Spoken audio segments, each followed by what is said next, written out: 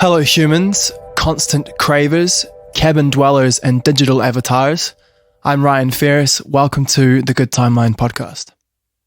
The Good Timeline is the place where we examine the global force of transhumanism, how humans are transforming ourselves into something very different from our hunter-gatherer ancestors, and how we might best make that transition. My guest today is Noah Gundersen.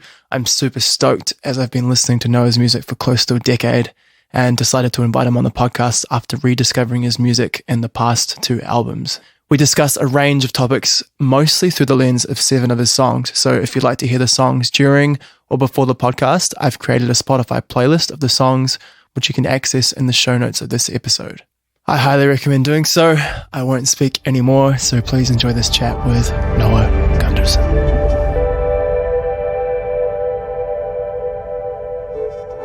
Thank you very, very much for coming on the podcast. Yeah, thanks for having me. Your music hits a lot of deeper themes, so a lot of these questions will be a bit on the deeper side, so hopefully that's all good with you. Yeah, it's fine. So I've selected a bunch of tracks from your most recent 2 albums, which are Lover and White Noise, and I thought we could use some of the themes in your songs as springboard for questions. Before we get onto specific songs, was there a particular experience or story which had a big impact on the creation of your last album, Lover? Well, I think the ways I've always made records has been to collect songs and that are snapshots of lots of moments in my life. And, well, particularly with Lover. In previous records, maybe there had been more of a like, let's go to the studio for 2 weeks or whatever and make a record. And it's this very, like, structured, particular, intentional time. And not to say that we didn't have any of intention with this new record. It's just that I think I put less pressure on myself to finish it within any sort of confines or anything. And so I had some songs that were laying around from older projects that hadn't really ever fit on a record, and then a bunch of new material that, I never really know what it is I'm making until, towards the end, when it comes to like a theme for a record. So as I was putting the track list together and kind of getting a bird's eye view on what all the songs were, I began to recognize a pattern of attempting to find meaning in love and in relationships, and also self-acceptance. So there's a bit of an arc in the record that I didn't really put there intentionally, but I think it mirrors the arc of my own personal life as a person who's been in the music industry for a while now, and has also, been a romantic since I was a kid, and also coming to the point where I'm entering into my 30s and like watching seasons end and seeing friendships change. And so that's not really a very clear answer, I know, but I think my first priority is to just try to tell the truth as well as I can, and the truth being my own experience in a way that's like shortening the conduit from my heart to my head as much as possible, so that, I think I have this belief that art can be deeply meaningful if it's true enough. And I think that's the approach that I've always tried to take with my work. And that's the approach I tried to take with this record, as much as I have with any other one. But this one, I think, felt like I reached a place that felt more intimately honest than maybe the last record. It certainly takes a lot more risks than any of your previous stuff. And I suppose that's that's what the truth is about, right? It's about taking risks and learning through experience. And you've talked about intuition before, and how that's only sort of gained through experience, right? Yeah, intuition is a thing that, you know, I wouldn't have made this record if I hadn't made all the other records that I've made, and I think that also applies to, that same thing applies to personal life. Like you learn to make certain choices after making other choices. And the songs on my record are the product of choices and having an openness to where life can take you while paying attention. I'd like to talk a little bit more about the different genres and production styles and vocal effects and stuff a wee bit later on. But for now, let's explore a few of the tunes from Lover, but also from White Noise, because I loved White Noise. Thank you. I hadn't heard your stuff for quite a while. I'd listened to your stuff, I think for maybe like 8 years ago or 10 years ago or something. And I'd sort of lost track. And then I listened to White Noise and I listened to the whole thing. I was meant to be going to sleep. I was like, I'll listen to a bit of Noah before I go to sleep and just chill out. And then I ended up listening to the whole album and was like awake. And yeah, you kind of, I didn't get much sleep that night because of you. Oh, I'm sorry. Yeah.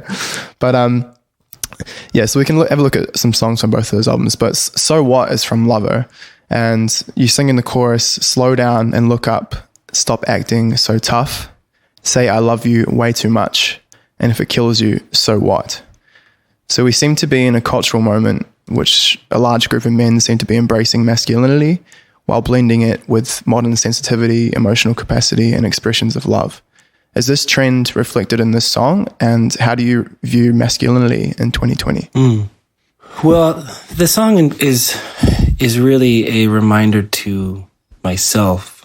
Yeah, masculinity is tough because it's, I mean, like anything that's nuanced, it's going to be complicated. And there's a lot of conversation around it now about what it's supposed to look like versus what it used to look like. And I think we're making important progress in that. But I mean, really, it's a song about vulnerability and reminding myself to do all those things that I say in the chorus, to slow down and to not take myself too seriously, and learning that vulnerability, whether you're whatever gender you identify as, like that, you know, we don't need to put on all these facades. And so how I feel about masculinity in general, I don't really know. I'm not an expert, but I know for myself that the times in my life where I've been able to experience things more fully have been when I've been more open and vulnerable and allowing people in and not trying to shoulder everything on my own. Self-determination, which is the process by which a person controls their own life, seems to be another theme in the song. And like, correct me if I'm totally wrong about these assumptions, by the way. No, you're fine. But you've got someone's deciding my future, someone decided my past, someone said, man, it's all in your head, you're the only one that's making this last. Mm-hmm. And back on White Noise in 2017, you hinted at the idea that you may not be convinced of free will in a line from Heavy Metals. Only human, after all, every impulse calls automatic animals. Mm-hmm. How much do you feel we are in control of what we get out of life? It's funny you mentioned free will. My brother-in-law and I have a kind of ongoing joking conversation. He doesn't believe in free will, and I think I do. I understand like the idea of predetermination based on circumstance and biology and all of that. But I still believe that I have agency. Whether or not that's true almost doesn't seem to matter, because I think as long as I believe that I have agency, it affects my choices. So yeah, I think the line from Heavy Metals is referring to like kind of, impulses, more base nature, maybe like sexuality or things like that like just recognizing. I think it's important to take a step back sometimes and remember that we are animals, and that we have biological impulses, and we have emotional impulses, and all these things that, as much as we like to think of ourselves as rational creatures, we have animal tendencies. And that doesn't mean that just because we have them, we need to always listen to them. But I think there's something humbling about remembering that. And then the line from "So What" was just again a reminder to myself that, like, hey, like the choices that I've made in my life have got me here. I feel like I have agency in how I move forward in the world. And then also, so much of this stuff is like, it's in my head. It's illusions. It's like, it's expectations and projections, and it doesn't always have to be as real as I think it is. And that that I have choices, that we all do. And some of us have more choices than others based on circumstances. But I do believe in free will to a certain extent. I like this idea that there's sort of infinite subcells that make us up. And then there's larger ones like the, brainstem, animalistic ones. And then there's this sort of executive function one that came later, and that they're all battling for our will, mm-hmm. and our action. And that sometimes one or the other wins out. And I'm sort of a similar vein to you, where I'm not so sure about free will. I act as if I have it, and it feels like I have it. Yeah. But whether or not I don't, it doesn't really matter that much. It matters about yeah. what the outcomes are. Well, and I think it can also be I know I've had conversations about free will where it gets kind of semantical, like what free will actually is, because if you it gets semantical, and it also, I feel like it like becomes like a cyclical argument that eventually I just end up having no use for, because I believe that I have free will, and I think I think not having free will it's much easier to use that as a cop-out if that's a thing that you believe in. I mean, at the same time, on the other hand, it can be useful for having grace for yourself, I guess. If you if you're able to, say like, well, I didn't have a lot of choice in this situation. This is how I ended up. But I don't know. As like I think if I hadn't believed in free will, I wouldn't have ended up having a career as a musician, because I believed enough that I could do this crazy thing that a lot of people don't get to do. And a lot of that was just because I believed I could do it, which is some kind of like insane blind faith that I had as a teenager, that I felt, to use the like religious terminology, I felt called to do it. Like I felt like I was, in some sense predestined to do it. So maybe I didn't have any free will. Maybe this was going to happen no matter what. Yeah, maybe. Next up is a song from White Noise called After All, and then brackets Everything All the Time. I love this track, and you sing, I want everything all the time, but nothing ever satisfies. Mm. In a live version of Constant Craving, Katie Lang introduces the song by saying, if you should leave here tonight feeling not quite sated, feeling unfulfilled, please remember that this is a human condition. And then they start the song. What's your personal experience with craving, and do you view it on a gradient of positive and negative, or something else? Well, it's definitely been a motivating factor, and a thing that I've had to wrestle with now that I think I'm actually in a overall more mentally healthy place, due to like being in therapy for about a year now and having some positive experiences with psychedelics, and finally getting some perspective on my, identity.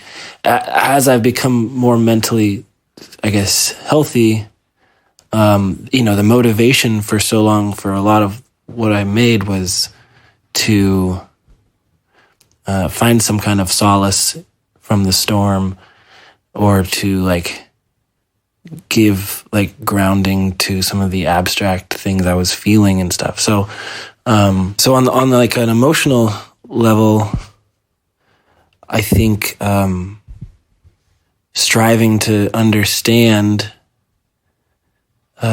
which is a ultimately like unattainable goal to fully understand, but to keep attempting to understand and to try to get closer to the truth, and the truth being, you know, a depiction of your own human experience that feels true. That's a thing that motivates me in my creative work. I think it's frustrating because the people that I feel like that have the most drive to be successful are so rarely ever satisfied, and that's a frustrating way of life. But at the same time, it's fuel to work harder and to achieve more. But, you know, achievement just for achievement's sake always ends up feeling hollow. So that's the thing I still wrestle with and don't really have an answer for. But I am definitely motivated by chasing the dragon. And sometimes that has put me in, you know, problematic situations, or the worst part is when it affects other people negatively. But yeah, I think I've always wanted peak experience, you know, in whatever that may be, when like relationships, in music. And something that my therapist told me this last year was that, you know, if you only have peak experiences, that's just called a plateau. So I think I'm trying to learn how to be motivated by other things. I think I'll always be motivated by a feeling of it's not enough, but I'd also like to be motivated by just the pursuit of beauty. And that doesn't have to be as frantic or desperate. You mentioned the storm before. I'm a singer as well. I've been singing for nearly 10 years as well. And I'm also pursuing music as my main career. And I'm just wondering if part of that storm is, for me personally, it feels like if I don't make music and don't sing and don't write, it's like the storm that can overtake me, and then I feel despair. And it's almost as motivating as the joyful creation of art, which is a wonderful feeling when you do it properly and you do something that you're proud of. But it's half that, and then the other half is the storm that follows me around, that if I don't create stuff, after a while it catches up on me and I just feel terrible. Yeah. I experience that. Yeah, absolutely. I had actually had kind of a revelation about that recently, where I started meditating this last year as well, and realizing that the experience of meditating is very similar to the creative process, where you're just hyper present, and so much of anxiety or depression is a kind of mental time traveling, where you're either worrying about the future or missing the past or something like that. And I think it's a lot of uncertainty, and the mind, I know my mind especially, can just spiral and go off into a million directions. And when I write, and when I'm in a good creative headspace, it's very focused, and it is kind of singular. And that's similar to meditation, where you're watching your thoughts, but you're not over relating to whatever kind of emotions you might have going through your head. So next track up is Audrey Hepburn. There seems to be an admiration of innocence and freedom alongside regret built into this tune. Are my intuitions on this correct, or yeah, or not? Yeah, that was it kind of summed up a certain period of my life. I think, like, I worked really hard since I was a teenager at trying to make music as a living, and I took it really seriously, and I took myself really seriously. And then I think in my mid-20s, I discovered that drugs were fun, and that like chasing women was fun.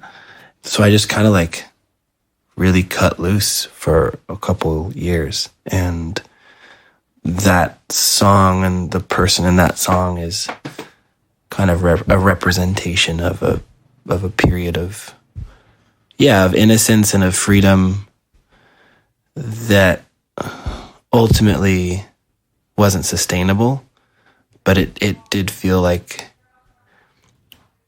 this kind of like last kind of grab at just being young or younger, the end of your 20s. And I think eventually your body catches up with you, and you just can't do all the shit you used to do.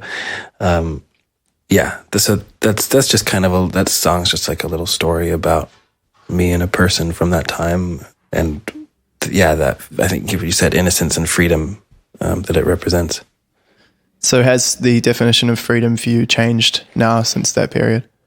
Yeah, I think it has. I think I've experienced a lot. I think I was always afraid of growing up.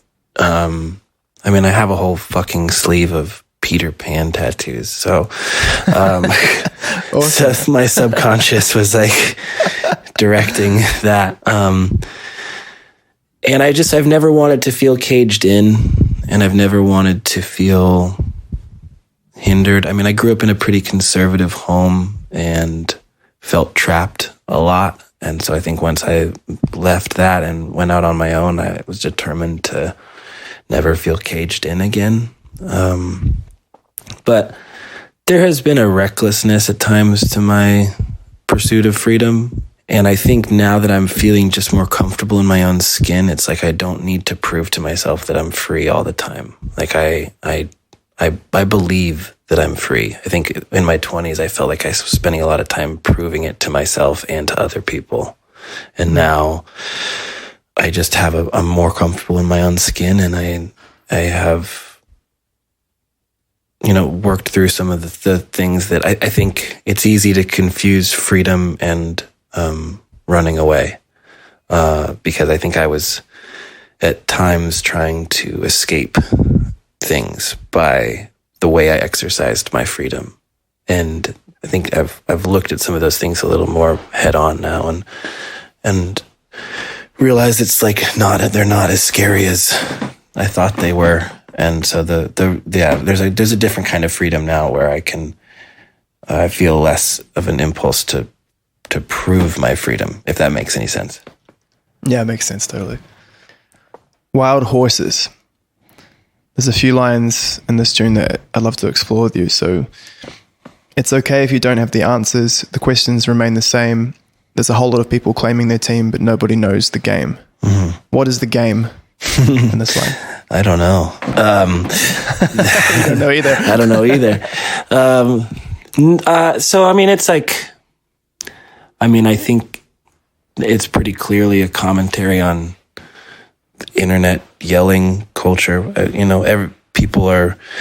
a lot of side taking, and a lot of lines being drawn, where if you're on one side of this line, you're objectively this one-dimensional thing, and if you're on the other side of the line, it's the same thing. And I just think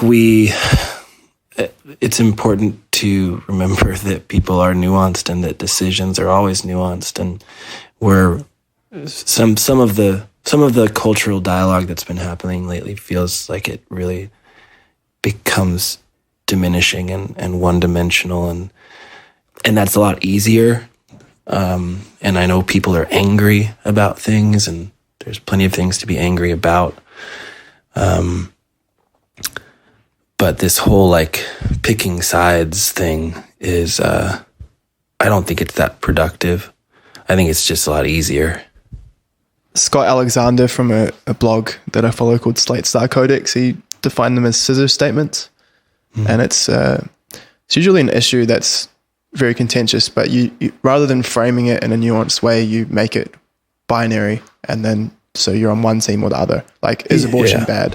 Right. Rather than saying, there's this whole spectrum of what abortion is and blah, blah, blah. And we won't get into that now, but right. Well, I think there's also where you can do that. Yeah, there's also, I mean, I wonder too how much of that has been because of the way we have online discourse is limited to 160 characters, which I haven't used Twitter in a long time. And I think I don't think people are maybe as divided as we think. I mean, you go out in the street and talk to people and hang out with people, and it's different. Like, I think we all need to remember that the internet is not the same as real life. In so many ways, right? But it is interesting that like the way that online discourse has evolved is totally geared towards what you're calling these like scissor statements, because you're only allowed to really make scissor statements. You got to distill it down to like a hot take. And that's not really what life is about. And that's like these really complex issues and why people, choose to vote for certain people or not. It's like, I definitely have my own opinions on that, and I lean pretty left, but I also, I've traveled I've traveled America a lot and seen the diversity of it and seen, people feeling disenfranchised and people feeling ignored, and, and those people are not necessarily racists, and some of them are. It's complicated. And I think if we're going to understand each other and grow, we can't just, draw all these lines in the sand and be like, well, you're either on this team or you're on that team. I think as people, we can do better than that. Yeah. How does it feel on the ground in the US? Because it's a beautiful mess. The US has so much good and so much bad. Yeah. Well, right now it's a little weird. I don't think there's any going back to how things used to be. I think Trump changed everything. But on a day-to-day basis, it's like, if you're not on your phone and if you're not on Twitter or Instagram or whatever, it's like people have their just regular lives. People go to work and people have families and people get divorced and people fall in love. And that's just like life goes on, I think. But I think it is, it's going to be interesting to see what happens with this next election, because I think it's pretty important, for our country and for the world. Yeah, I read a bit of sci-fi, and it's always frustrating when you read these lovely accounts of global coordination and the whole planet somehow works together and they manage to overcome these large challenges like asteroids or whatever is going on in the book, and they've somehow come together and fix it as a planet. And then you're thinking, like, if an asteroid was coming to us, would we actually be able to coordinate that? The whole world's a bit of a beautiful mess, not just America, I suppose. Yeah. Let's go on to something slightly lighter, like religion. So on White Noise, you got a tune called New Religion. And can you speak a bit more about the meaning of the song and what you see as being the new religion or new religions? So originally I had an idea for a concept album. That's what White Noise was going to be kind of about entertainment and like the kind of creating a religion out of image and about projected image, like with social media and Instagram and how there's so much posturing and creating a kind of an online identity, and how important that has become to people, and how technology and social media and all these things, and like how status is kind of depicted through those things, that has become like our new national religion, that we sacrifice our time and our creativity and our minds to. that was going to be the whole record, and then I kind of ended up veering off from that. But New Religion was one of the cornerstone songs around that concept. It's interesting because people are moving away from classic religion, from especially Judeo-Christian religions, which are dominant in Western countries. And I suppose you're talking to a new sort of extra identity. So you have your self-identity, which is your physical meat body that you carry around and that you interact with other meat bodies with. And then you've got this digital identity, which is getting pretty damn layered and meta at this point. Yeah. And it's kind of different. Like, people act differently and behave differently and are different on their through their digital identities, and some of them are aware of it and some of them aren't. Yeah, it'd be very strange, I think, to be I grew up. How if you don't mind me asking, how old are you? 27. Yeah, so we both grew up in. You remember the shift. Yeah, you know what I mean. Yeah, like I remember getting a smartphone, and like I remember, social media and Facebook becoming a thing, and then I think our age group is kind of an interesting one where, at least for me, it's hard to sometimes separate what is just getting older and what is getting older in this climate where, I feel myself being really distracted by social media and by the constant presence of like a device in my life that connects me to everyone and all this stuff. And I don't know if it's just like, that's just me or if that's everyone but I can't imagine being a kid. Maybe it's better because maybe then that's all you know. Mm-hmm. But for me, I'm like, man, I think there was a time when I was less distracted, but maybe that's just because I'm older now. But it also feels like it has something to do with this fucking device that I can't seem to live without now, but feels like a bit of a brain poison. But yeah, if you're like a kid who was, born in like early 2000s, this is just reality. This is all you know. Maybe that's better. I don't know. Maybe the two identities are a bit more integrated, whereas ours are a bit more separated somehow, and it makes us anxious. I don't know. Yeah. We're going to find out. I mean, we sort of built out a bit of the roadmap, but we still don't really know what we're doing with it. And the young natives will figure it out a bit more than us, I suppose, for better or for worse. Yeah. Yeah. The internet tells me that you broke out of Christianity at 18. What broke you out, and how has the road been building a new worldview and sense of meaning outside of the church? Well, so I grew up in a pretty conservative home.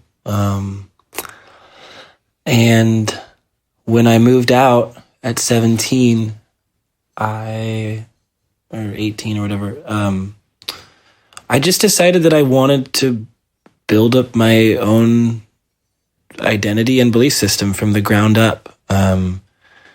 I had conversations it was a lot of conversations with different people just about certain logical fallacies of the Bible and, just this idea of an infinite God. And if you took the Bible literally, that the God of the Old Testament was the same God as the New Testament. And that if that is a literal being, that is a being that, commands the literal genocide of women and children and all this stuff. And since then, my feelings about what I think is wrong with Christianity and what I think can be helpful for people have changed. But that was one of the initial sparks. Also, just like seeing I want to back up for a second because I think I do have people who and I haven't been a part of the church in a long time, and it is funny that people still want to talk to me about it. Not you in particular, but I just get asked about it, and it's like it's not really a part of my thought process much these days. But people like to assume that like the church hurt me. And I think they like to assume that about it. That's the reason why a lot of people leave the church, which it is. But that's not necessarily why I left. But there were things about this system that I just didn't buy into anymore. And then seeing the way, this structuring of the church and the hierarchy and the power that, pastors had over people's lives, and just seemed wrong. And then I think I had a kind of a moment of truly reaching out for some kind of divine intervention, and just having this really kind of sad realization that I was screaming into the void. Which, I think I believe in a kind of spirituality now. I don't really have a name for it. I think I believe in energy. I think that spaces retain energies. And if that's true, then, there is something that is maybe outside of this physical realm, but I don't believe in like some kind of deity or anything. And, I think the biggest problem I have with it now, and I think the thing that's been maybe the most harmful about Christianity, is this idea of original sin, and that you're born broken, and that you are, all have sinned and fallen short of the glory of God. And just like as I've gotten older and seen people who have, come out of that faith tradition or have stayed in it and then left abruptly or slowly work their way out, I just see this kind of like, I don't want to call it self-hatred, but there's definitely something about this idea that you're born, that you have original sin, and the only thing that can save you is this invisible deity that fucks with people subconsciously. I don't think it's, we can argue about theology and all that stuff, and but it's really this idea that you're broken that I think is really problematic for a lot of people. And so now that's like when I have been addressing Christianity now, I think that's one of the most productive things I think I can bring up. Because if you try to argue with people about did Jesus exist or not and all that shit, it's like, it's rarely a productive argument unless you just want to fight with somebody, which I used to want to do, and now I don't. Yeah, me too. But I do think it's like the thing that's worth fighting for is to help people realize that maybe they're not broken, and that yes, we all have our issues and we all screw up and make mistakes and hurt each other and stuff, but like, maybe it's not coming from a place of intrinsic brokenness. Like if we can start from a different foundation, then maybe we can be easier on ourselves and each other. Yeah, the fact that they push it as a fundamental flaw rather than something that's, I kind of prefer the rationalist's view where, you're always going to make mistakes. You know that you can't possibly know all of the truth or possibly always be rational. That's kind of a nicer one, but intrinsically, you are alive and you are some sort of a being, and that's what you are. There's nothing wrong with that intrinsic life thing. Yeah, you are a human being, and there are, rules and structures to civilization and to relationships that require us to act a certain way if we want to live. Basically, it kind of comes down to food sharing. Otherwise you're just a thing that exists that has maybe free will, maybe doesn't have free will, but you're not born with a deficit that only this invisible thing can fill. Yeah. John Lilly, who was the inventor of float tanks and a very interesting psychonaut, who was a contemporary of Timothy Leary and Ram Dass and all of those guys, he wrote a book called Simulations of God, and he claimed that we're all simulating God in our own personal way. So some of the examples would be God as orgasm and sex, God as money, God as death, God as drugs, God as love, God as the mystery, God as science, God as consciousness with an object, etc. And God can also be defined as one's highest value. What is God or of highest value for you? That's a good question. It's hard for me to pin it down to just one thing, but I think self-acceptance is pretty high up there on the list of things that I would value. And I think self-awareness is required for self-acceptance. So those things, I think, go hand in hand. So the pursuit of both of those, which has been, I think, pretty evident in my art, and my art has been a part of that process of attempting to know myself, and then in turn accept myself. And sex is pretty high up there too.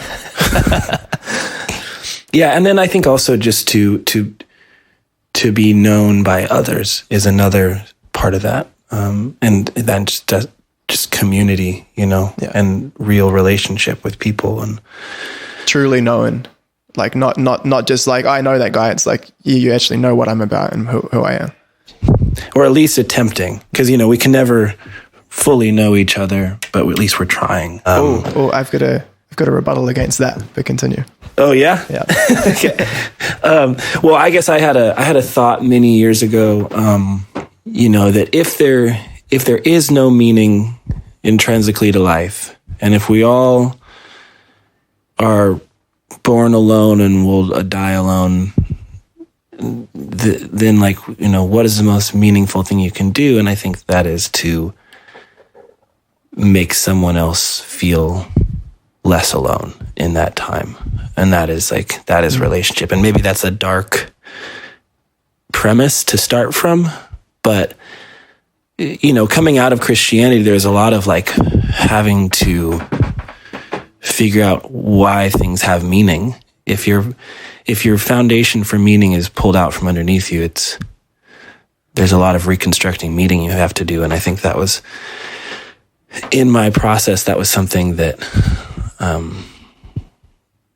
felt true. If my premise was if the basis is there's no intrinsic meaning to life, how do we create meaning? And I think through making each other feel less alone is one way to do that. Yeah, for sure. Curious to what your rebuttal though was to the other thing. It's a very transhumanist, slightly sci-fi, but definitely doable thing. And I talked about it in a previous podcast with a guy called Andres Gomez Emelson.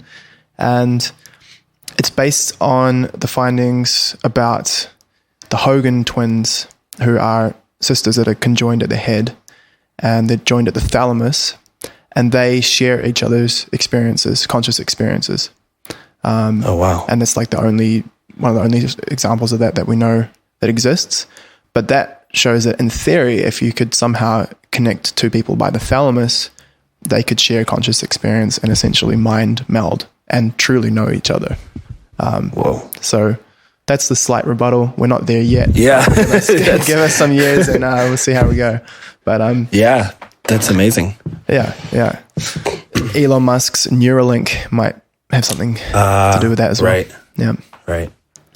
Yeah, the ground of meaning and all of that sort of thing is quite interesting, because a lot of people become very, they get filled with despair when they look at nihilism, or the idea that emptiness is fundamental, and that when they die, they just return to emptiness and they came from emptiness. And that's the fundamental thing.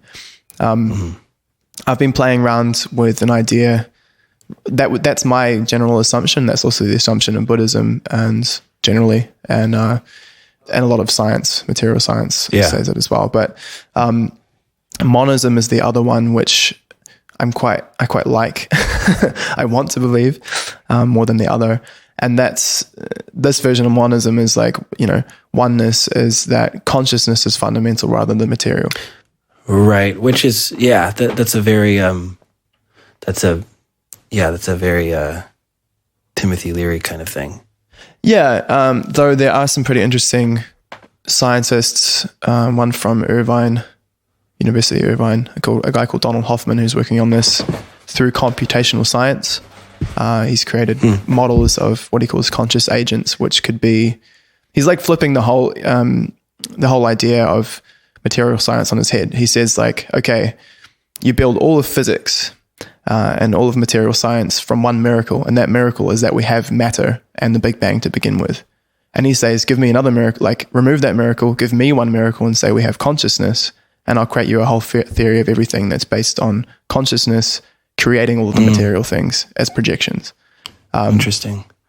And I like him because he's material science. He's not a woo-woo out there crazy fella. He's very rational, and he also acknowledges that he doesn't know that this is true or not, but he's following it all the way down the rabbit hole as far as he can.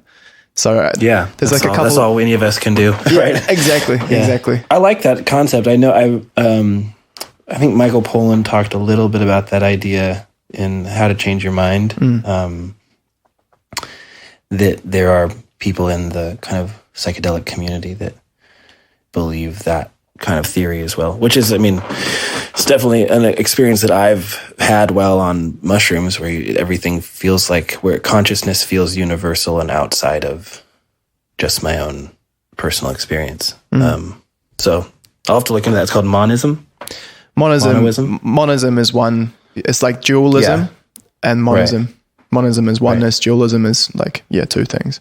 Yeah, cool. I'd love to explore it with you a little bit about personal identity, and then we'll move on to the next tune. But I'm just curious where you might sit on this sort of gradient. So there's 3 modes of personal identity which have been quite well defined, and they're called closed, open, and empty. And they're all individualism. So closed individualism, open individualism, and empty individualism.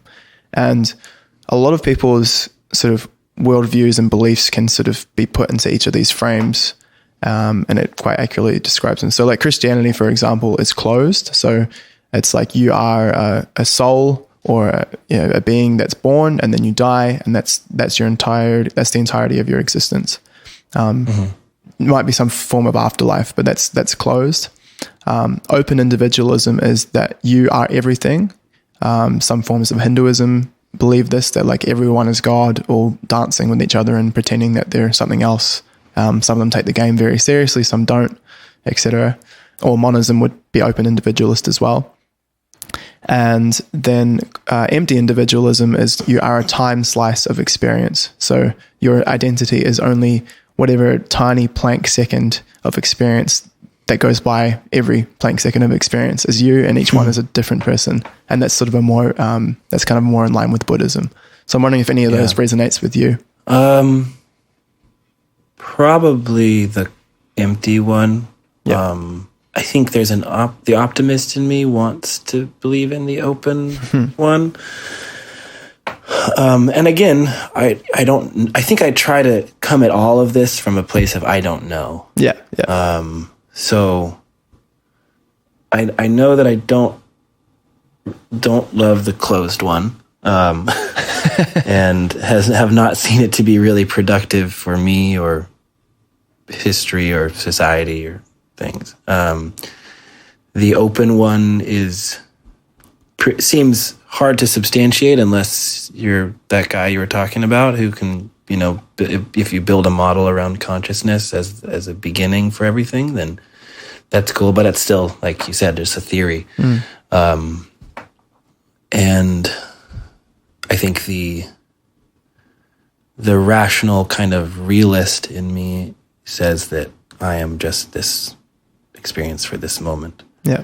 And I'm okay with that. I don't actually see that as like a depressing thing. It just, I think it's a more natural place for me to start thinking about things.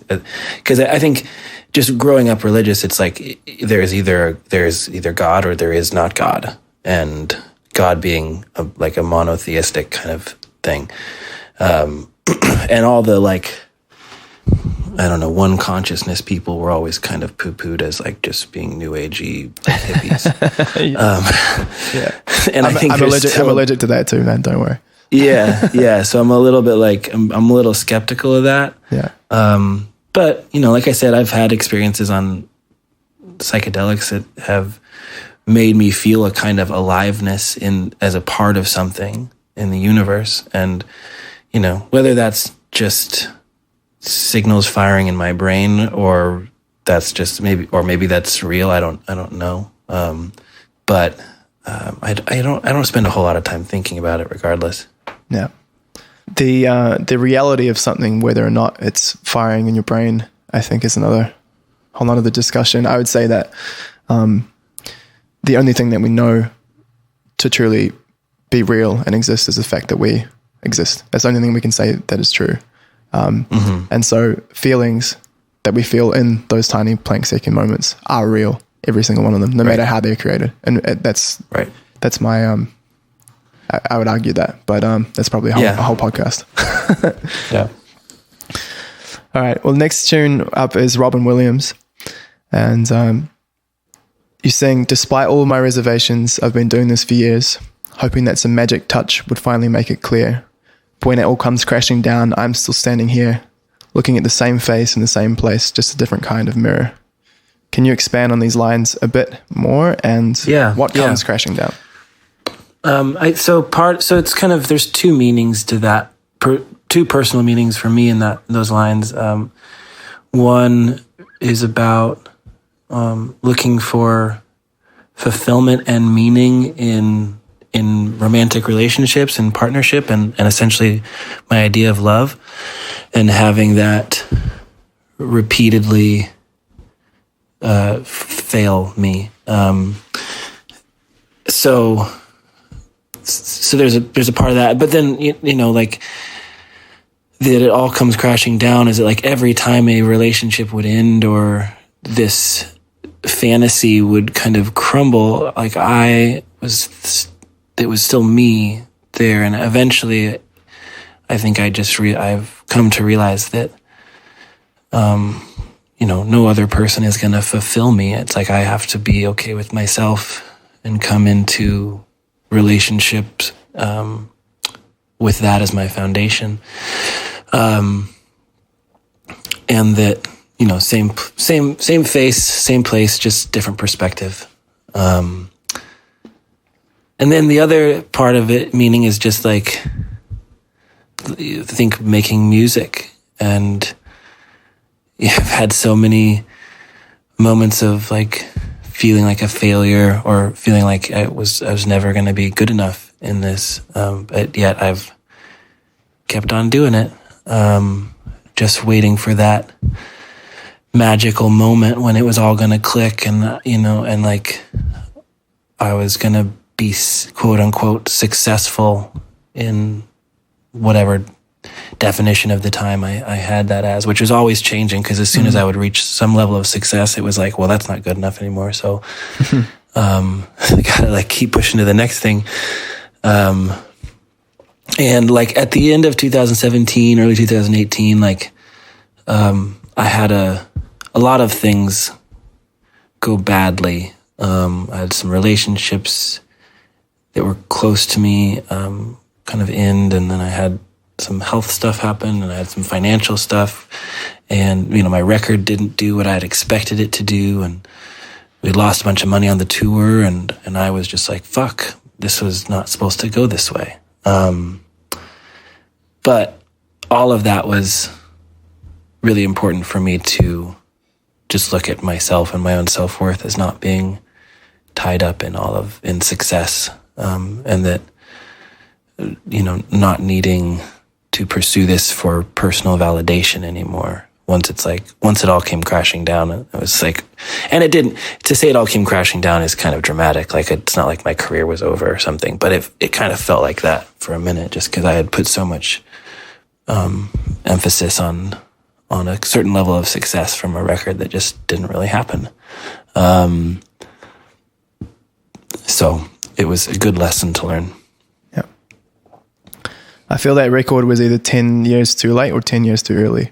It's fucking awesome record, man. Thanks. It was important for me to make it. I'm glad I did, and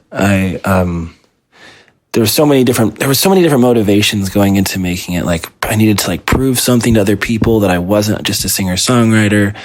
I needed to prove that I could like make music that was quote unquote interesting, you know, and not just like cowboy chords and like poor man's Ryan Adams songs.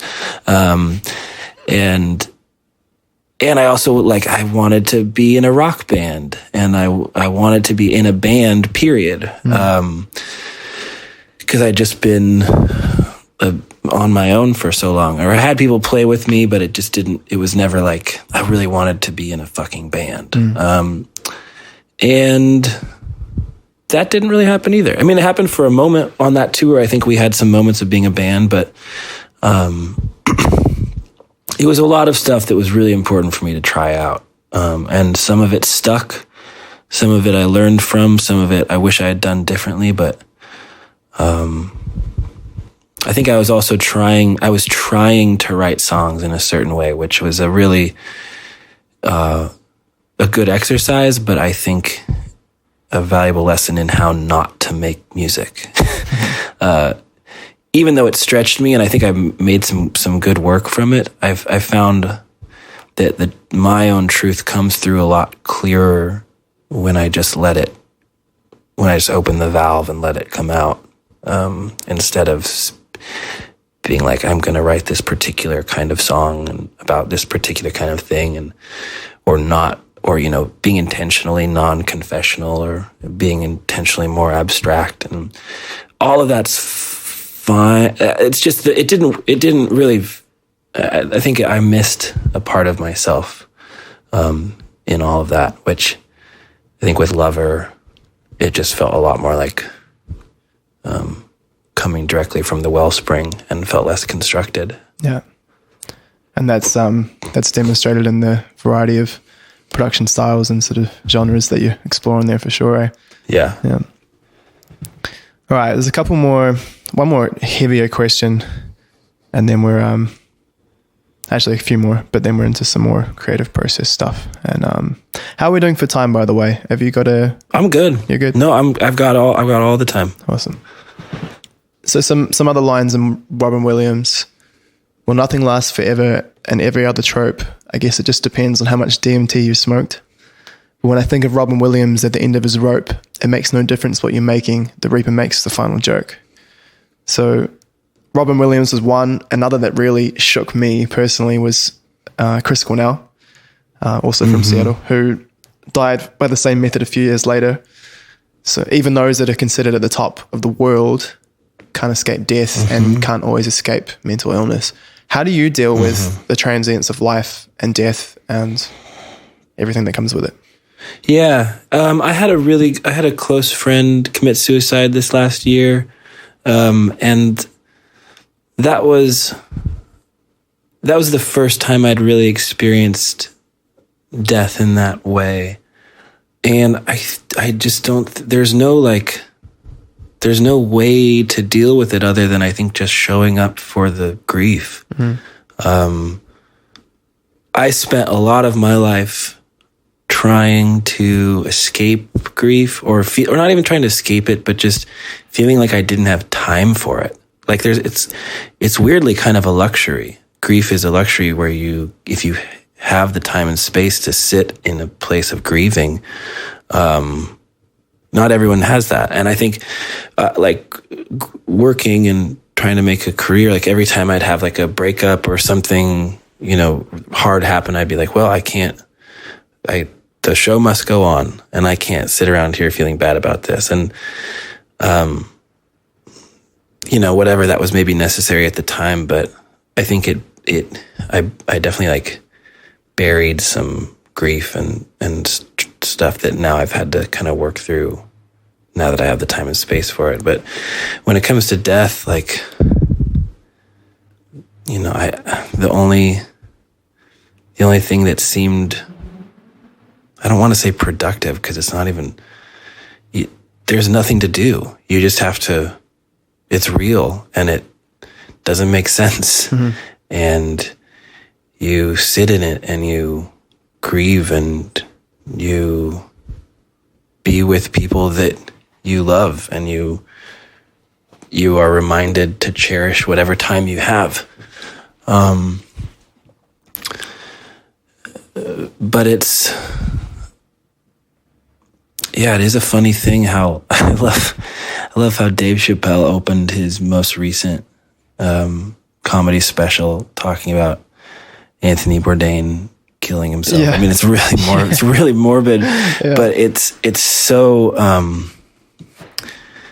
I don't know. I think especially for someone like me who's been motivated by a kind of success for a long time, to be reminded that like these people were Robin Williams was a creative genius, one of the most successful actors, comedians, meant so much to so many people, and yet he couldn't escape death. And I think that's just a really simple but important reminder for all of us that, chasing this dragon, it's not gonna stave off death, and your immortality comes for you no matter how successful you become. So that, I don't think that means we shouldn't, devote ourselves to trying to do our best work and to push ourselves in things, but just to keep it in the back of your mind that it's like, you don't take any of that with you when you go. Yeah. So this podcast is vaguely transhumanist, right? And transhumanists want to overcome death with technology, and I've talked to a couple of them on here, they want to be frozen with the hopes of being revived in the future. And there's a chance that we could significantly slow natural death within our lifetimes. Right. Would you take that chance? Which chance? The chance of living forever or overcoming death, or living a much longer time? I don't know. I think it would depend on what the vessel was. I think if yeah. if I was able to keep my, the body I have now, or maybe a couple years younger, yeah.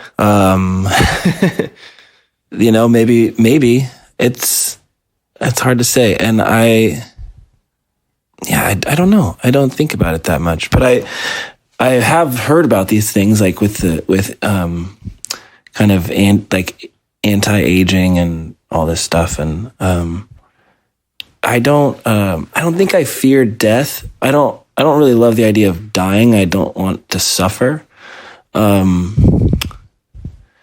But also I don't love the idea of like growing old and dying, and watching your loved ones die, and watching, you become a stranger to yourself, where your body doesn't do the things you want it to do. That kind of scares me.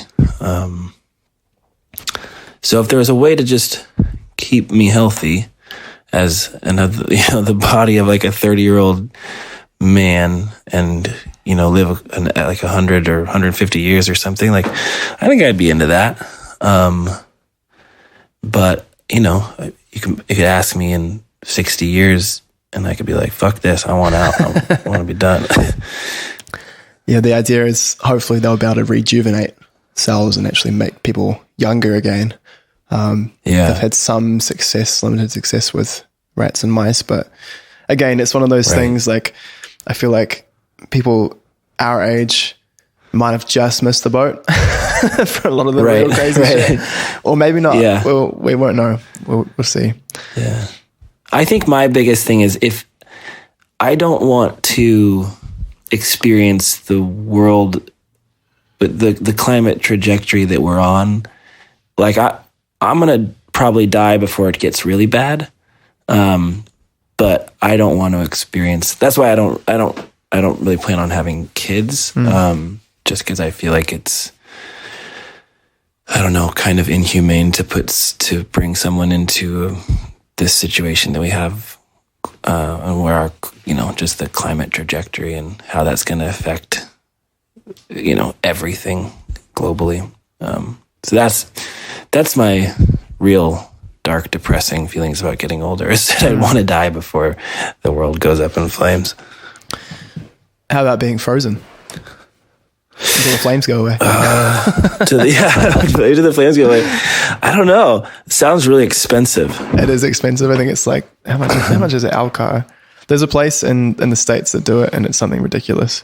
But like, let's say you could do it. Say there was some weird insurance and it didn't cost very much, and you could do it, or it was free.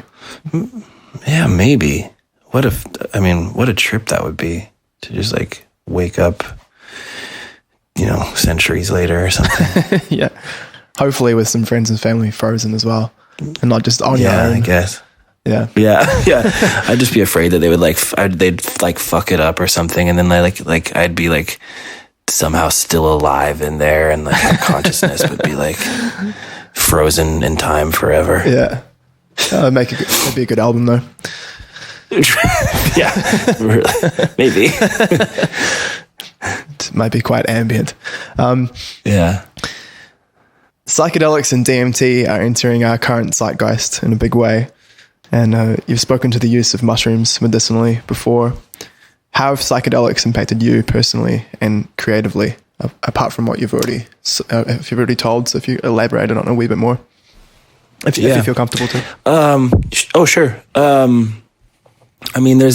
the feeling of ego death, which is, I think, has been really important for me as a person who have spent so much time in my head. And my art is kind of contingent on that to a certain extent. Like, my creative process involves a lot of me just like staring off into space and like digging into my own, memory palace or whatever. So to kind of be separated from that or having a break from that on a mushroom trip, where I could kind of step outside of myself and look at myself and like take myself a little less seriously. That was really important for my mental health. And then like when I first started doing mushrooms, microdosing, it just kind of acted as like an antidepressant, which I didn't really realize I was depressed until I got came up for a little bit of air, or anxious or anything. Like it alleviated a lot of that while not, I wasn't like tripping or anything, but, just taking microdoses. I mean, my microdoses, slowly turned into just kind of doses. So I would, take like a couple caps in a stem or something, and, you'd have like you'd get little light trails and stuff, and everything's just more interesting. But, that it was great. Like just cause I wasn't so worried about what other people were thinking about me all the time or what I was thinking about myself. And it just, it gave me some perspective. And I've gone through seasons of microdosing again, and I've been doing it off and on lately, actually microdosing though, not like taking enough to like get a mild trip. And it just helps for me. It just helps like with my anxiety, and it's sometimes when I find myself describing it, it sounds like apathy, like that nothing really matters. But it's a kind of like joyful apathy where it's like, oh, this stuff that seems so important, maybe isn't as important, and that's a relief. So that's been some of my experience with mushrooms. I haven't actually done DMT. I'd like to. I was reading about some people's experience with it, and that's where that line came from. Just the sense of like timelessness and infiniteness, being outside of time. But I'd like to do it. I just haven't had the opportunity to yet. Well, we might know a few people down here in New Zealand if we're this way. All right, sounds good. Are you a fan of Alan Watts? Do you know Alan I Watts? don't. I know the name. You'll have maybe jog my memory on who he is. Alan Watts is a philosopher, but he's one of my favorites. But he's got a very similar.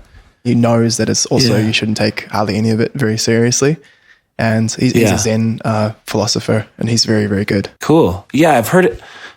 I've heard his name a lot. You'll have to shoot me an email or something with like some of his stuff that you recommend. Yeah, sure. A newbie getting into. Yeah, he's like the grandfather, the extra grandfather you wish you had, the like philosopher grandfather. That's how I feel about him anyway. Nice.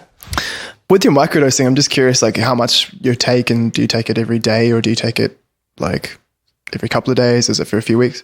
I'll take like, maybe like half a cap, and I'll do that like 3 days on, 1 day off.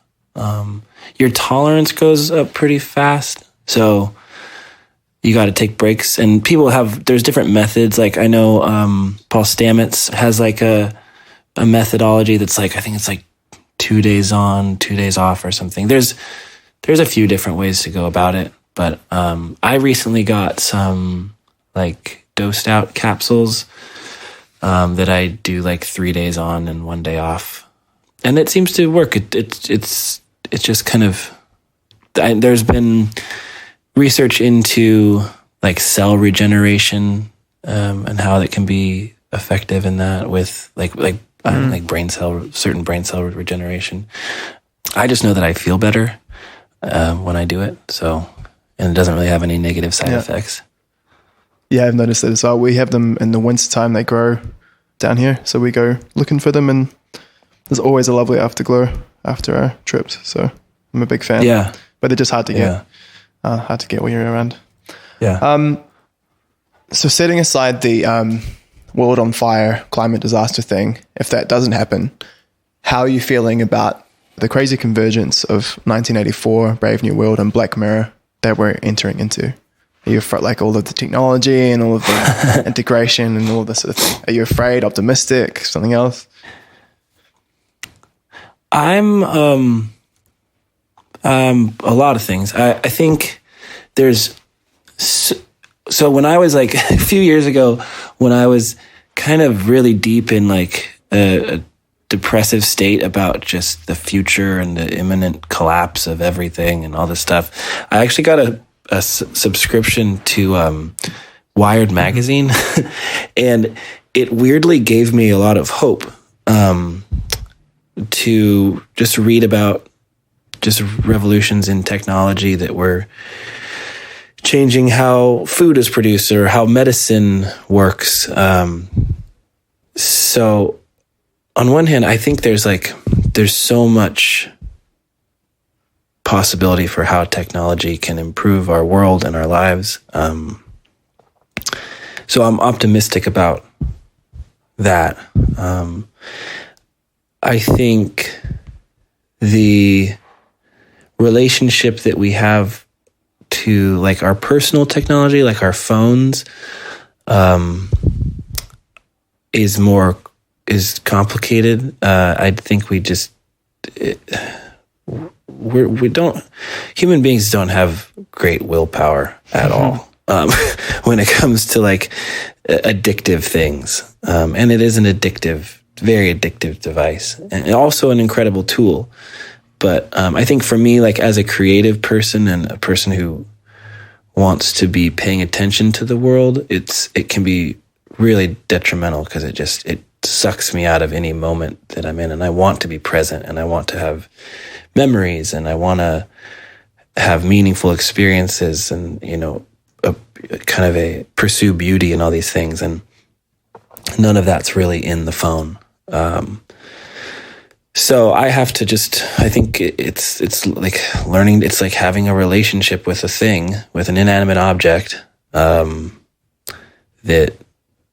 I just have to personally keep tabs on for myself. I have like a cabin up in northern Washington that I split time between Seattle and there, and that's where I go and I unplug, and I'm pretty much off the grid.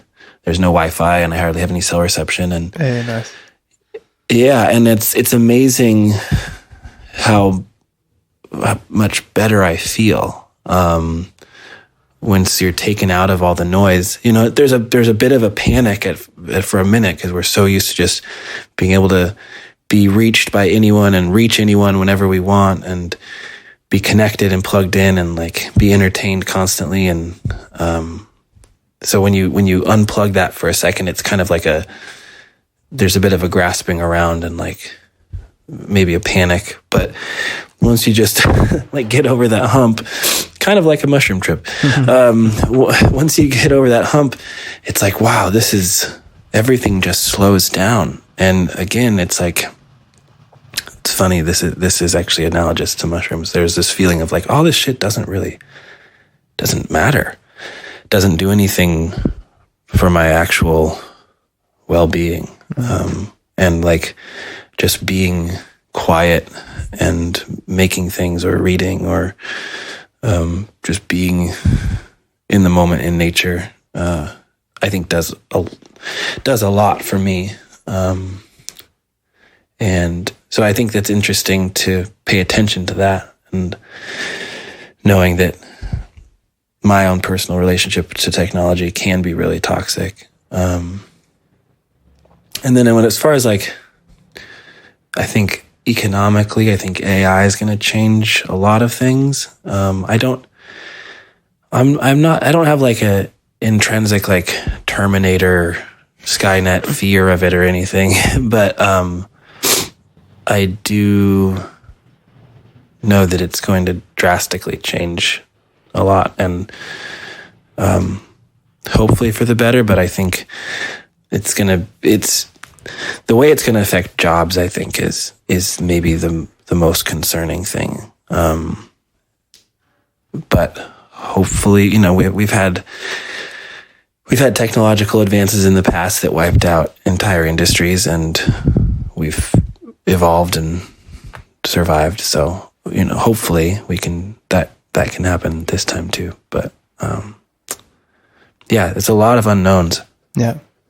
How long does the technological withdrawal take for you? When you go into your cabin?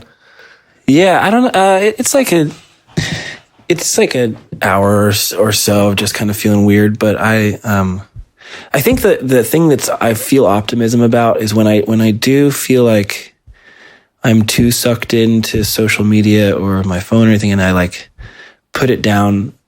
Like I can feel it.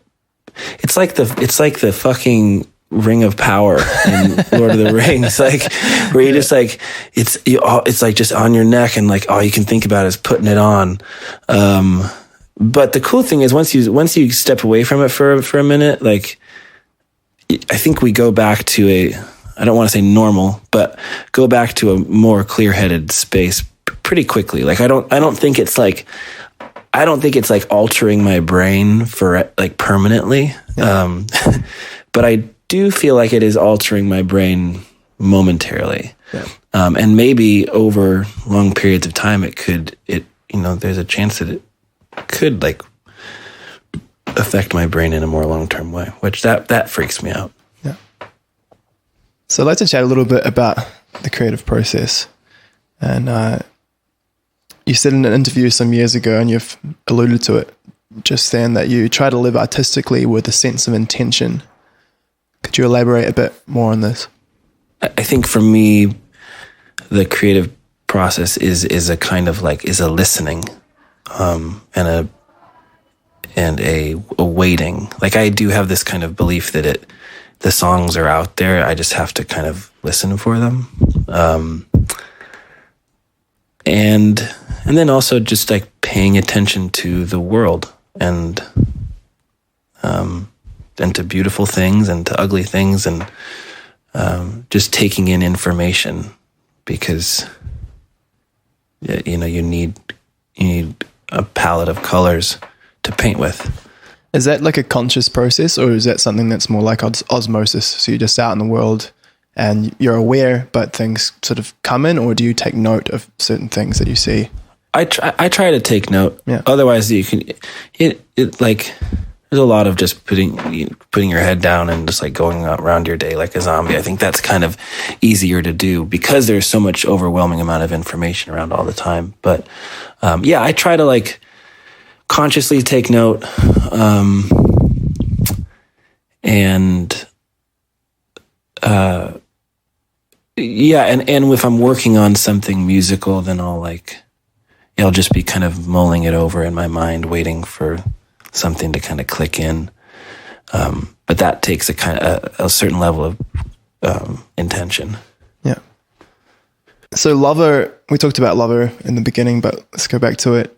As an album, it takes a lot more risks than anything you've done. And moves between genres and production styles and vocal effects and all sorts of things. Should artists worry about alienating their fans with very different production styles to what the fans are used to?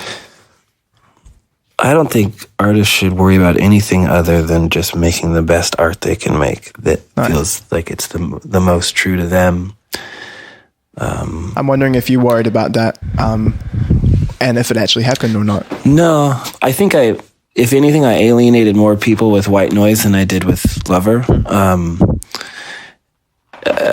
But no, I didn't really worry about it. I think because I had made White Noise, I had made this record that was like a bit of a fuck you to like anybody who had a preconceived notion of who I was. That kind of having done that, then I just went into this one being like, I just want to make music that I can be excited about. And I'm going to push myself in different directions. I mean, the role of the artist is to make art, and art art is ever changing and evolving with us. If you like if the role of the artist is to hold a mirror up to consciousness is always changing and evolving, and so why shouldn't art mirror that? I've never. I mean, I think maybe I'm like, well, I hope people like this and come to the show so that I can pay my rent. But I've never really let that dictate what I make. Yeah. And you're still making, it's still Noah. It's not like you've gone and made ambient noise, avant-garde, free jazz or something. Right. Vocals, right. Yeah. Which I might at some point if that feels like the thing I need to make or want to make. But see how many mushrooms you take to the cabin. Yeah. Right. Vocal effects and processing. They've been slowly making your way into your music more and more. I think I first saw them turning up in Carry the Ghost, and then there was a few more in White Noise, and then there's quite a lot more in Lover, obviously, a bit of like auto-tune stuff. And was that something that the producers that you're working with pushed for, or is that something you pushed for? That was a lot of my own. That was just my own ideas. Like my Lover was like co-produced by my friend Andy Park, and he's really a collaborator. Like we made a lot of the stuff together, and we're actually kind of starting to work on the next record already. And so there's never anyone telling me, we should there's like no one's pushing me to like use auto-tune or anything. I just think it's a cool it's just another instrument. And I want to be inspired by things that are outside of my normal wheelhouse, and being able to just create new sounds that are different than what I've made in the past, and to be able to take like vulnerability and honesty but wrap it up in maybe some different paper. It's all just creative choices that I felt like I wanted to explore. A few bands that I listen to, like the 1975, there's a bunch of them that do it now, but they take vocal samples and they'll create kind of like synth pads and instruments out of them. And I've been messing with that on some of our tracks on Ableton, and that's really fun as well. It's super cool. And it's like interesting how it gets in people's ears, because it's still the same sort of tonal quality of a voice, but it has this weird machine-like thing to it. And it still catches people somehow, which is pretty awesome. Yeah, we like, one of the things that we tried to do with Lover was find this blend of like real and fake instruments that felt like it still had a soul to it. Because there's a lot of songs that we tried building in the box and like everything was programmed and it just didn't feel right. Like it sounded cool, but it didn't have a certain kind of breath to it. So a lot of the process was like replacing sounds and layering sounds with real instruments and real samples and then software instruments. Like there's some of the tracks on this record, like I think we used up like every possible track you can make in Pro Tools. Just because there's just so many layers of different things. And the whole purpose of that was to make sure that, we were making like more inorganic music that still felt like it had a breath and a soul to it. Yeah, that's a challenge we're working on as well. It's always trying to keep that sweet spot of it feeling organic, but not necessarily being organic with a lot of electronic instruments. I love that shit. Yeah, it's awesome. Yeah, not being anchored to or confined by like only using real instruments. Yeah, but also recognizing that there's something about real people playing real instruments that translates. Differently than Take me through what a typical day of writing might look like at the cabin. I wake up, I make some coffee, I meditate, I do a little yoga, and then just sit down with either like a guitar or the piano and try to be as unfiltered as possible. I've found that I feel like my best work comes when I'm just not thinking about it. Mm-hmm. At the same time, though, I'm learning how to edit later. But I think that initial creative process, like the more it can just come stream of consciousness, the more authentic it feels to me. So yeah, I'll work on stuff for a while, maybe take a walk, think about the ideas. Like, well, I think physical movement is really important for your brain. And sitting for too long, I get stuck. So I have to move around to not get stuck and then come back to it and work on it some more. And then once I get a good place with it, I'll make like a voice memo demo of it. And that'll be the beginning.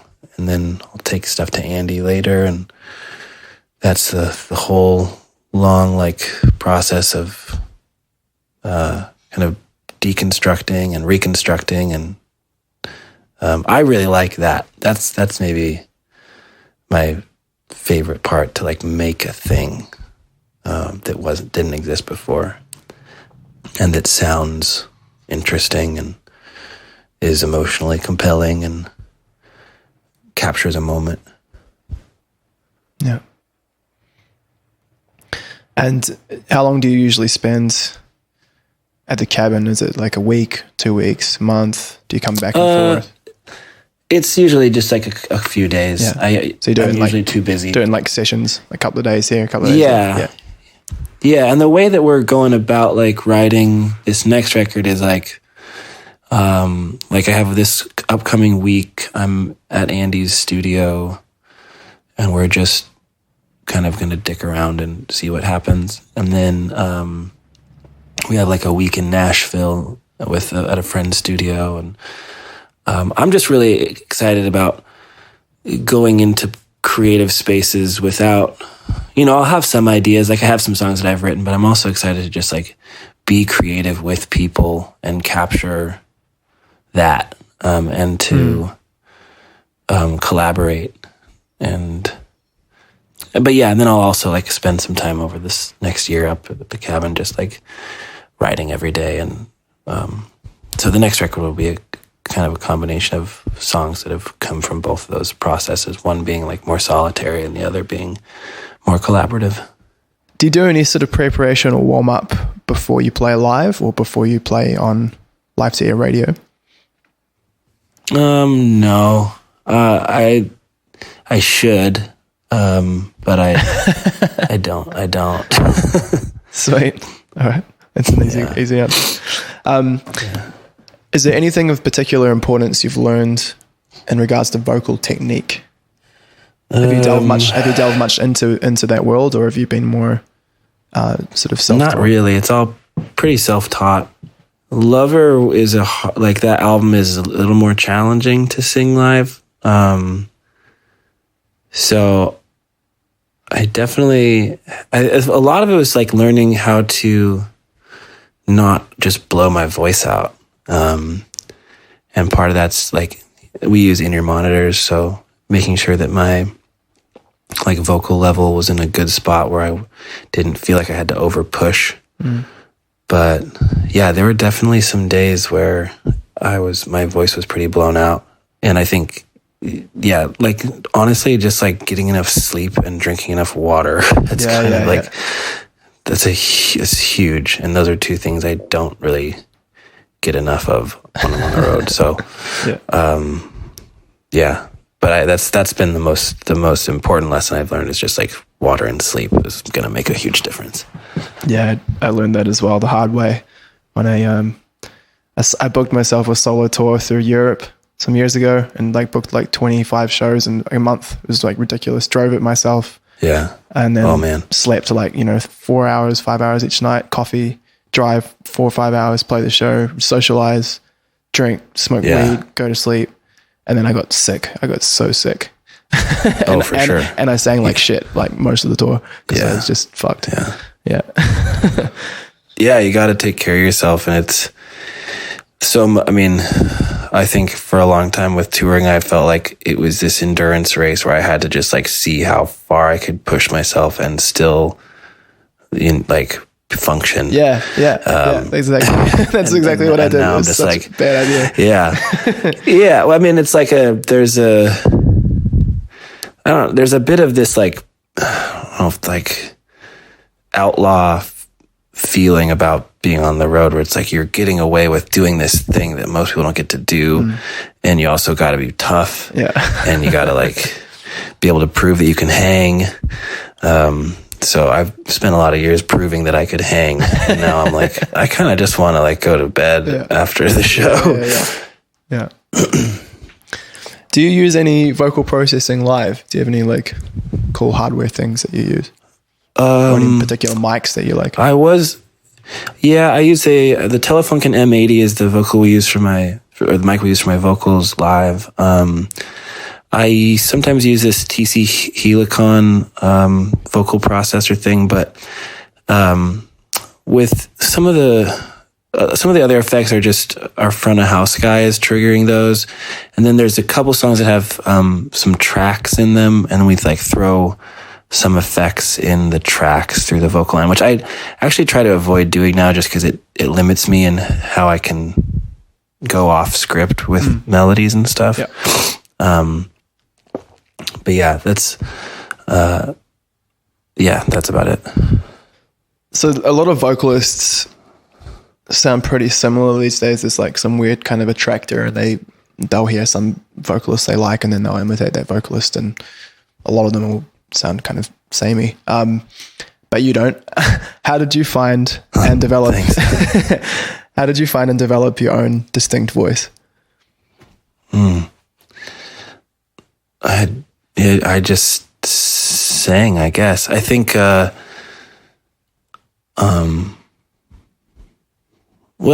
recording, hearing yourself recorded, having an awareness of how you sound.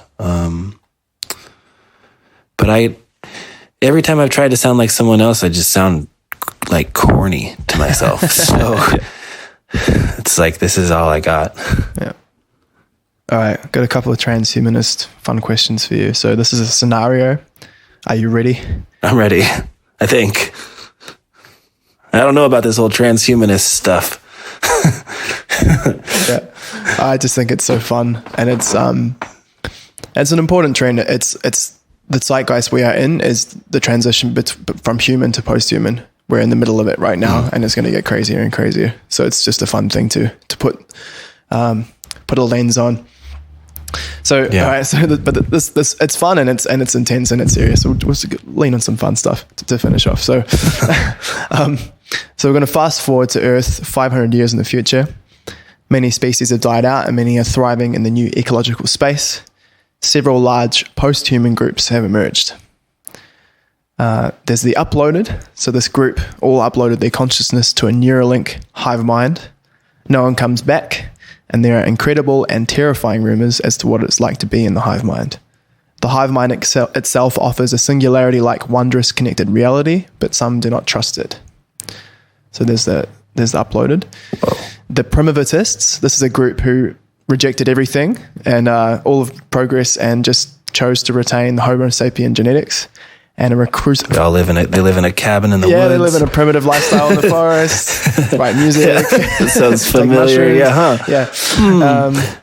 They retain basic technological progress such as medicine, but choose to live as their ancestors lived. The edited, this group used gene editing and technology to become augmented post-humans with extrasensory capabilities and dramatic physical changes. They are large and varied, that somewhat resemble humans, embrace technology, highly personalized physical bodies, but don't trust the uploaded and disagree with the primitivists. And then the final group is the Voyagers. This group created an AI-run life-filled colony ships, which are like beautiful colony ships, and post-humans optimized for huge interstellar journeys in an attempt to seed life on other planets. They consider themselves space nomads on an important quest to overcome entropy and have no notion of returning to Earth. So out of the uploaded, the primitivists, the edited, or the Voyagers, if you had to choose one group to join, which would it be and why? Oh man, this is a fun game. I also I love this as a sci-fi movie. But weirdly is it the edited or the augmented or whatever? Yeah. Like where they're yeah, that one sounds kind of dope. Yeah. If I'm gonna be real, I kind of like that one, but I want like a hybrid of that and the primitivist. So I want to have physically optimized in all these different ways, just I don't know, be smarter, be like brain cell regeneration, and UV vision and all that kind of stuff. hair from 1 hertz to 50,000 hertz and stuff like that. Yeah, but then go live out in the woods. Yeah. Just be running around in the forest at 30 miles an hour, just because you have bionic legs or something. Yeah. Yeah, I'm in a similar vein. My dream for the future would be these cities that are just basically forests, but have all of the good shit from technology that we like. And here's the last one. If you could inhabit the consciousness of any animal for an entire day, what would it be and why? An octopus would be pretty wild. Hey. Just because their limbs have their own consciousness, and do things. Yeah. You know what I'm talking about? You know the thing with octopuses? Yeah. That's fucking crazy. And have you heard that there's this there's this theory that they came from space? Yeah. It's a pretty unsubstantiated theory, but it's funny to think about. I'll get on board. I'll get on board. Yeah, sure. Why not? Octopuses from space, an octopus would be pretty amazing. Although I don't love the ocean, I have a bit of a fear of the deep water. But I guess if I was an octopus, I wouldn't have that fear anymore. I'd be pretty stoked. You'd still have fear of all the things that want to eat you, though, I guess. That's true. There's a lot of things that would want to eat you, but you can basically turn invisible. So it's one or the other, I guess. Pretty interesting. Yeah. Yeah. What's yours? Probably a dolphin.